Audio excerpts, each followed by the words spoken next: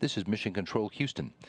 Teams here in the Mission Control Center at the Johnson Space Center in Houston have been awaiting more word from their counterparts at the Russian Mission Control Center outside of Moscow about the fate of the Progress supply ship that launched from the Baikonur Cosmodrome in Kazakhstan at 8 o'clock Houston time this morning.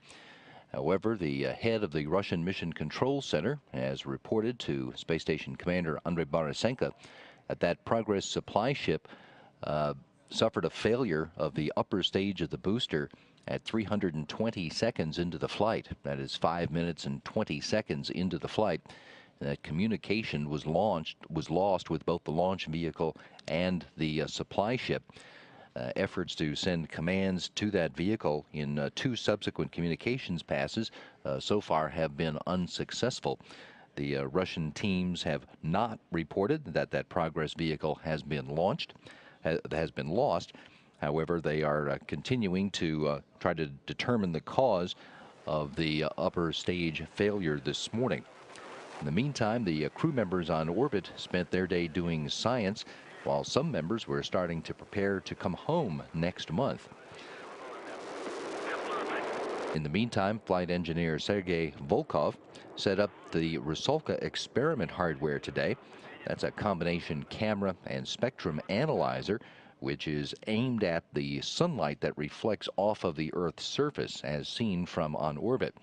The Rusalka experiment is refining a procedure for later hardware that will measure levels of carbon dioxide and methane that are present in the Earth's atmosphere.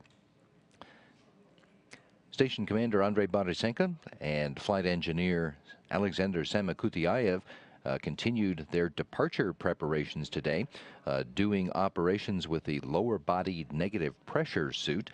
That is a standard protocol for Russian crew members who are preparing to return to Earth after an extended period of time on orbit. The suit exerts a negative pressure which will tend to draw the bodily fluids down toward the person's feet in an effort to simulate gravity. They also spent time packing their Soyuz vehicle, and their Soyuz crewmate, flight engineer Ron Garin, also was working on departure preparations today. Those three crew members are scheduled to undock from the International Space Station on the evening of September 7th, U.S. time, and land in Kazakhstan on September the 8th.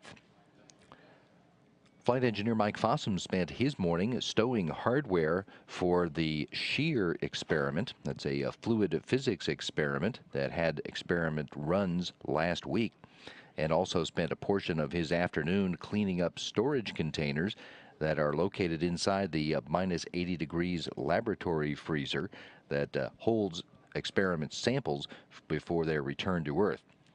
The crew expects to spend most of their day on Thursday in continued experiment operations while waiting to learn more about Progress number 44 and preparing for the departure of three crew members coming up in early September.